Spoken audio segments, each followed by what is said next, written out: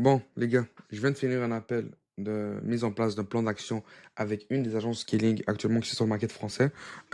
Et en faisant l'appel avec lui, j'ai découvert une certaine redondance par rapport à une erreur que beaucoup de gens font, que vous ayez une compagnie plutôt d'agence de marketing, agence de scaling, opérateur de croissance, consultant peut-être, etc. Il y a toujours une erreur qui revient souvent et qui ça me tracasse un peu de pas avoir fait une vidéo par rapport à ça parce que je faisais beaucoup attention, j'en parle beaucoup avec mes clients, mais j'ai pas fait de vidéo par rapport à ça. C'est pour ça que je voulais le faire maintenant. Et c'est pour ça que je voulais faire une capsule vidéo pour vous l'expliquer. Parce que cette erreur-là peut être pas fatale, mais peut vous faire perdre beaucoup de temps, d'énergie et surtout d'argent. Ok. Et on va rentrer directement dans le vif du sujet. Pourquoi? Parce que c'est le fait de copier les Américains. Ok. Donc le market US, il y a beaucoup de gens que je vois dans le market français actuellement qui copient beaucoup le market US. Ok. C'est pas une mauvaise chose copier, bien évidemment le fait d'être entrepreneur, c'est entreprendre, donc toujours être dans l'innovation. Donc copier, t'es pas un copie-preneur là, ok? Donc t'es un entrepreneur, donc tu es censé toujours être là pour entreprendre, être là, aller chercher de l'innovation, etc. Mais en tout cas, si tu veux la facilité, tu vois, tu copies le market US, et bien évidemment, est-ce que la facilité, ça veut dire des résultats? Pas forcément. Mais en tout cas, la majorité copie le market US parce ils vont se chercher l'information par rapport à ce market-là, ce qui est tout à fait normal. Même moi, je le fais actuellement en tant que résident canadien, canadien. Je suis très rattaché au market US. J'ai beaucoup travaillé dans le market US également.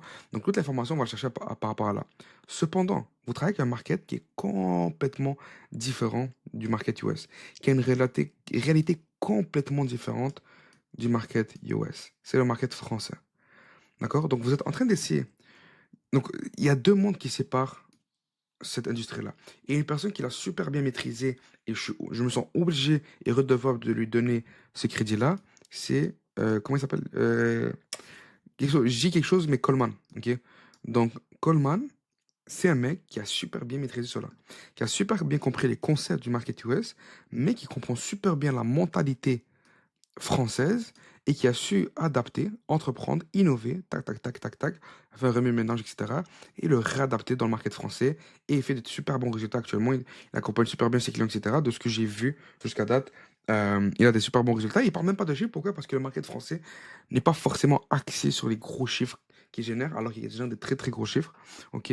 Et c'est un mec qui a super bien maîtrisé ça. Alors que la majorité, qu'est-ce qu'ils font? C'est qu'ils prennent s'ils vont dans le market US et ils essaient de l'appliquer directement dans le market français sans faire de mixage, d'adaptation à la mentalité française, à la réalité française. Je vais vous donner un exemple tout con. Mais ici, dans l'Amérique, en Amérique plutôt, on a beaucoup la mentalité de hustle. Ok. C'est quoi hustle? Hustle mentality, c'est que en gros, quand tu es né ou quoi que ce soit, même quand tu es dans une famille assez aisée, etc., tu vas toujours être en mode hustle, en mode travailler, charbonner, etc. Pourquoi? Parce que rien n'est dû envers toi. Tu dois aller chercher tout de tes propres mains. Même que tu sois d'une famille riche ou d'une famille aisée, ça ne veut pas dire que tu viens d'une famille riche que cette richesse va t'appartenir. Tu dois toujours aller travailler pour soit la mériter, soit pour la maintenir, soit pour tout simplement aller chercher beaucoup plus. Si tu viens d'une famille aisée, c'est les mêmes points que tu vas aller viser, d'accord?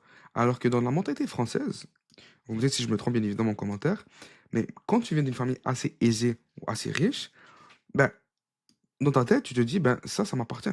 Donc, ça va être un héritage que mes parents vont me léguer, etc. Pas besoin de trop travailler. Ou même si tu viens pas d'une famille très aisée ou très riche, ce qui se passe, c'est que euh, ils vont te dire, ouais, ben, il y a les allocations, pas les allocations, excusez-moi, les, en fait, les subventions, on peut appeler ça, en fait, l'argent que le gouvernement te donne, ok?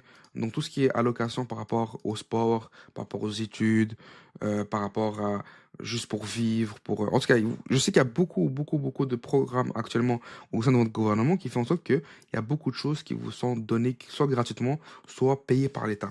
Donc, ce qui fait en sorte que quand vous vivez dans une mentalité, vous n'avez pas besoin d'aller chercher ce qui est dû pour vous, vous le recevez directement.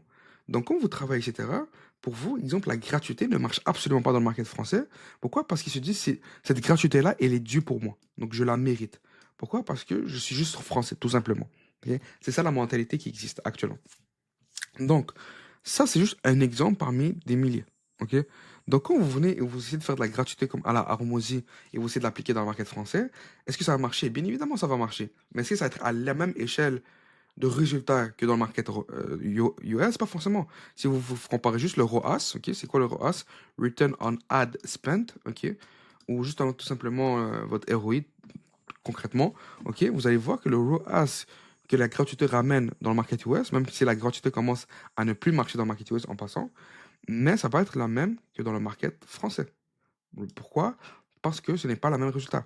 Quand tu fais de la gratuité dans le market US, vu qu'on est dans une mentalité de hustle, mais quand tu leur donnes toutes les connaissances, etc., qu'il a de besoin pour pouvoir aller hustle, alors à ce moment-là, qu'est-ce qui se passe? C'est que nous, en tant qu'Américains, je parle de l'État américain, oh my God, le continent américain en général, qu'est-ce qui se passe? C'est qu'on se sent redevable, ok? On se sent reconnaissant et on se sent qu'on doit vous redonner d'une certaine manière ou d'une autre, donc en devenant client justement, ok?